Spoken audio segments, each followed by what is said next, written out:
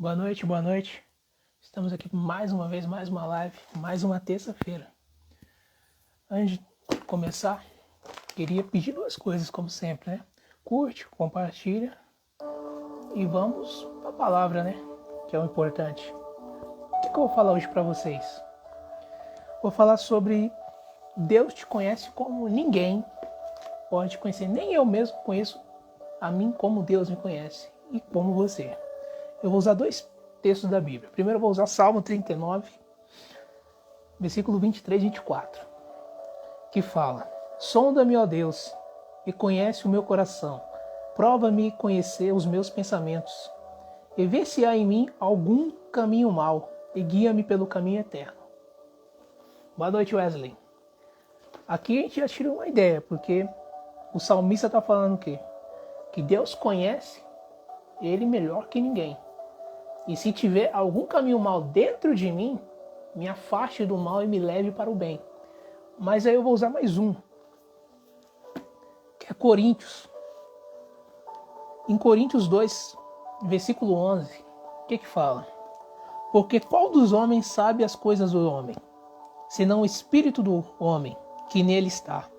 Assim também ninguém sabe as coisas de Deus, senão o espírito de Deus.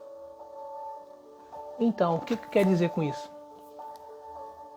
Que Deus te conhece como ninguém e que temos nos aproximar cada vez mais de Deus nos nossos dias, na nossa vida. Mas eu vou trazer mais uma história bíblica para você entender. Quem lembra que Saul foi contra a ordem de Deus?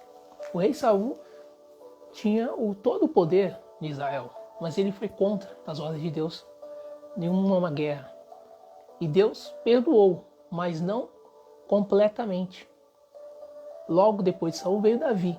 E Davi, ele virou rei e acabou cometendo um pecado muito maior aos nossos olhos do que o de Saul. Saul só não obedeceu. Davi adulterou e matou.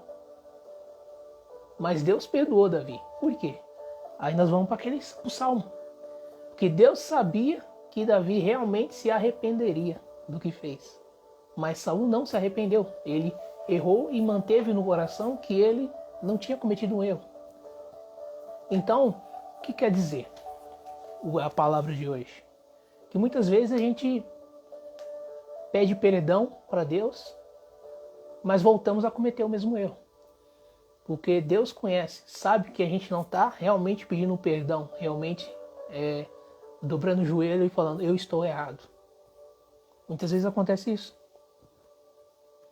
E a ideia de você deixar Deus te guiar é entender que Ele sabe que o que eu penso, o que eu sinto, o que eu imagino, até o mínimo menor pecado, Ele sabe que eu estou pensando, eu estou sentindo.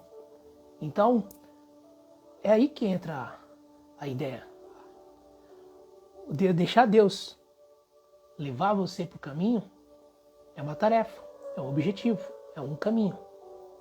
Davi pecou, errou, mas se arrependeu grandiosamente. Saul não. Saul se manteve no erro. E deu no que deu, perdeu o trono. Davi virou rei. Então a gente, trazendo para os dias de hoje, se eu errar e não realmente absorver o erro, entender que eu errei, e entender que eu tenho que mudar a minha direção, sair do caminho errado e viver no caminho certo, meu arrependimento não é válido. O problema é que a gente peca, erra, pede perdão e volta a pecar. Peca, erra, pede perdão e volta a pecar. Então a gente não está saindo desse ciclo. E Deus sabe. A gente ora, fala, Senhor, por favor, muda a minha vida, eu vou mudar. Mas na semana seguinte já estou cometendo o mesmo erro de novo. Ele não vai te perdoar, porque ele sabe que você está mentindo. Você só vai conseguir um perdão, você vai conseguir uma mudança real na sua vida quando você se entregar. Quando você abolir o pecado, abolir o erro que está dentro de ti. Parar de seguir esse caminho errado que você está buscando. Parar de fazer esse erro. E realmente começar a praticar. Que nem o salmista falou. Guia-me pelo caminho bom. Guia-me para a salvação. Guia-me para o Senhor. Encha meu espírito Pare de fazer eu querer viver na carne. Porque a carne é muito fácil de eu agradar. Mas ao espírito é difícil. Então a tarefa dessa semana, não dessa semana, da vida toda a gente tem que trazer. É buscar alimentar o nosso espírito. Buscar alimentar as coisas boas. E se livrar desse coração amargo que a gente tem. Desse ressentimento que a gente está carregando há muito tempo. Desse pecado que a gente está trazendo. E realmente se arrepender desses pecados. E começar a viver algo novo. Começar a viver algo que vai realmente levar a gente para um caminho melhor. Para uma vida diferente. É isso. Deixar Deus ter o controle. Deixar Deus realmente ver que você está pedindo perdão, que está se redimindo, está buscando algo maior. Algo nobre. Algo zelador. Cuidar de alguém, mudar perspectivas. Era isso que eu queria dizer para você hoje. Guarda essa mensagem. Quando você errar e for pedir seu perdão, peça de verdade. Se arrependa de verdade.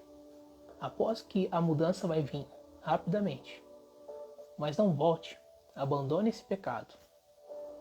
Então até semana que vem, por mais uma palavra. Amém.